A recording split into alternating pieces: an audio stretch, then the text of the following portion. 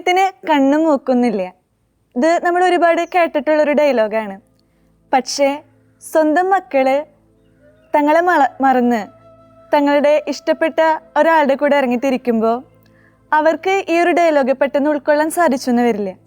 ഒരനുഭവം പറയുകയാണെങ്കിൽ, ഒരപ്പനമ്മയും ഒരുപാട് പ്രതീക്ഷകളോടെ സ്വപ്നങ്ങളോടെ പഠിപ്പിച്ച് വലുതാക്കി വളർത്തിയ ഒരു മകള്.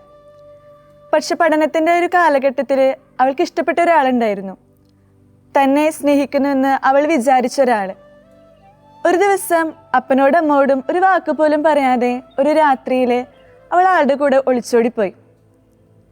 അവൾ പ്രതീക്ഷിച്ച പോലെ, സ്വപ്നം കണ്ട പോലെയൊന്നും ആയിരുന്നില്ല അവളുടെ ജീവിതം. ആ ജീവിതം ഒരു കണ്ണുനീരിലാണ് അവൾ അവസാനം എത്തിച്ചത്. പക്ഷെ വേറിട്ടൊരു ഒളിച്ചോട്ടുണ്ടായിരുന്നു. ഒളിച്ചോട്ടം നടത്തിയൊരു വിശുദ്ധ. ഒളിച്ചോട്ടം നടത്തിയ വിശുദ്ധ എന്ന് കേൾക്കുമ്പോൾ നമുക്കതൊരു ആശ്ചര്യമായിട്ട് തോന്നും. വിശുദ്ധ ക്ലാര, ഇറ്റലിയിലെ അസീസിയിൽ ജനിച്ചു വളർന്ന ഒരു പ്രഭുകുമാരി. വിശുദ്ധ ക്ലാരയുടെ ഒളിച്ചോട്ടം അവളെ എത്തിച്ചത് വിശുദ്ധിയിലേക്കായിരുന്നു. കാരണം നശിച്ചു പോകുന്ന അല്ലെങ്കിൽ നശ്വരമായൊരു കാര്യത്തിന് പിന്നാലെ ആയിരുന്നില്ല വിശുദ്ധ ക്ലാര ഒളിച്ചോടിപ്പോയത്. അവള് സംതിങ് സ്പെഷ്യൽ, അവൾ എന്തോ ഒന്ന് കണ്ടെത്തിയിട്ടുണ്ടായിരുന്നു. അവളുടെ ഉള്ളിനെ തൊട്ട ഒരു കാര്യം ഉണ്ടായിരുന്നു. എന്തായിരിക്കും വിശുദ്ധ ക്ലാര കണ്ടെത്തിയിട്ടുണ്ടാവുക? 3 C's of Saint Clare: crib, cross and ciboria. കാലിത്തൊഴുത്തും കാൽവരിയും സക്രാരിയും. സുവിശേഷത്തിൽ നമ്മളൊരു രത്നവ്യാപാരിനെ കുറിച്ച് കേട്ടിട്ടുണ്ട്. വിലയേറിയ ഒരു രത്നം കണ്ടെത്തിയ ആ വ്യാപാരി. വിശുദ്ധ ക്ലാര തൻ്റെ ജീവിതത്തിലെ ഏറ്റവും വിലപ്പെട്ട ഒന്നിനെ കണ്ടെത്തി, ഈശോയെ. പിന്നെ ഒട്ടും വൈകിച്ചില്ല. ഒരു ഓശാന ഞായറാഴ്ച ആ ഒരു രാത്രിയിൽ ആ കൊട്ടാരത്തിൽ മരിച്ചവരെ മാത്രം കൊണ്ടുപോകുന്ന ഒരു വാതിലുണ്ടായിരുന്നു. ആ വാതിലിലൂടെ കയ്യിലൊരു തൂക്കുവിളക്കുമായി ക്ലാര ഇറങ്ങിത്തിരിച്ചു ഫ്രാൻസിസും സഹോദരന്മാരും ജീവിച്ചിരുന്ന ആശ്രമത്തിലേക്ക്. എന്തൊരു ധൈര്യമാണല്ലേ! അന്നത്തെ കാലത്ത് ഇങ്ങനെ ഒരു രാത്രിയിൽ ഒരു പെൺകുട്ടി ഇങ്ങനെ ഇറങ്ങിത്തിരിക്കുക എന്ന് പറയുമ്പോൾ അവൾ ശക്തിപ്പെടുത്തിയ ഒരു കർത്താവ് ഉണ്ടായിരുന്നു. വിശുദ്ധ ക്ലാര അന്ന് ആ രാത്രിയിൽ ഇറങ്ങിത്തിരിച്ചപ്പോൾ അവളുടെ മനസ്സിൽ ഒന്ന് മാത്രമേ ഉണ്ടായിരുന്നുള്ളൂ, അവളുടെ ഈശോ. ഈ ലോകത്തിൻ്റെതായിട്ടുള്ള ആകർഷണങ്ങളൊന്നും അവളെ ഏശിയില്ല.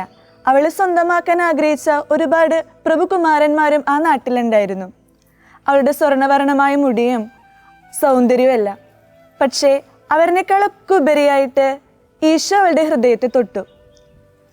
ക്രിസ്തുവിൻ്റെ മാടമ്പിയായി തീർന്ന വിശുദ്ധ ഫ്രാൻസിസ്.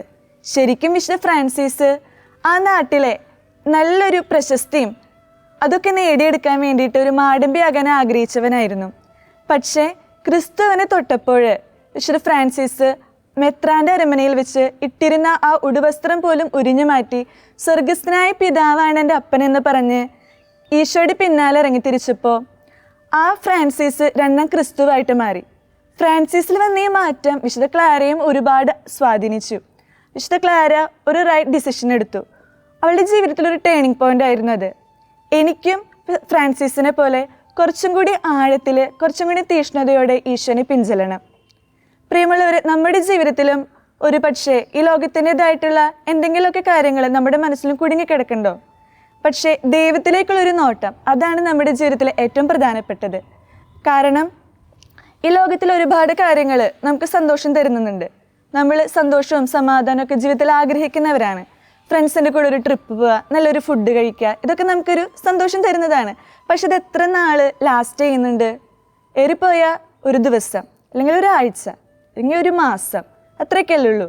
പക്ഷേ ഒരിക്കലും വറ്റിപ്പോകാത്ത അല്ലെങ്കിൽ തീർന്നു പോകാത്ത ആ ഒരു ആനന്ദവും ആ ഒരു സന്തോഷവും സംതൃപ്തിയൊക്കെ ജീവിതത്തിൽ നമുക്ക് തരുന്ന ഓരോ ആളുള്ളൂ. അത് ഈശോയാണ്, നമ്മുടെ ദൈവം. നമ്മുടെ ഹൃദയങ്ങളെ അറിയുന്ന, നമ്മുടെ ഓരോ ആവശ്യങ്ങളും ഓരോ ആഗ്രഹങ്ങളും അറിയുന്ന തമ്പുരാൻ നമ്മൾ അത്രമാത്രം സ്നേഹിക്കുന്നുണ്ട്. എന്നാൽ വിശുദ്ധ ക്ലാരയെ പോലെ നമുക്കും ഒരു യാത്ര നടത്തിയാലോ? ദൈവത്തെ തേടിയുള്ളൊരു യാത്ര, ഒരു സൈലൻറ്റ് സീക്രഡ് ആയിട്ടുള്ള ഒരു ഒളിച്ചോട്ടം. വിശുദ്ധ അഗസ്തീനോസ് പുണ്യാളൻ ഇങ്ങനെ പറയുന്നുണ്ട്: ദൈവമേ, അങ്ങയിൽ ആനന്ദം കണ്ടെത്തുന്നവരെ, അങ്ങയെ സ്വന്തമാക്കുന്നതുവരെ എൻ്റെ ആത്മാവ് അസ്വസ്ഥമാണ്. ശരിയാ, നമ്മുടെ ഹൃദയത്തെ നിറയ്ക്കാനായിട്ട് ആ ദൈവത്തിൻ്റെ സ്നേഹത്തിന് മാത്രമേ സാധിക്കുള്ളൂ. വിശുദ്ധ ക്ലാര ഉദ്ഘോഷിച്ച പോലെ നമുക്ക് ഉദ്ഘോഷിക്കാനായിട്ട് കഴിയണം. ക്രിസ്തുനാഥനാണ് എൻ്റെ ജന്മാവകാശം, എൻ്റെ സർവ്വസമ്പത്തും അവിടുന്ന് തന്നെ, എനിക്ക് മറ്റൊരുവനെ ആവശ്യമില്ല. ഈ വിശുദ്ധ ക്ലാരയുടെ തിരുനാളിനായിട്ട് ഒരുങ്ങുമ്പോൾ നമ്മുടെ ജീവിതത്തിലും ദൈവത്തിന് ഒന്നാം സ്ഥാനം കൊടുത്തുകൊണ്ട് ദൈവത്തെ തേടിയുള്ളൊരു യാത്ര നമുക്കിന്ന് ആരംഭിക്കാം. വിശുദ്ധ ക്ലാര നമ്മെ അനുഗ്രഹിക്കട്ടെ.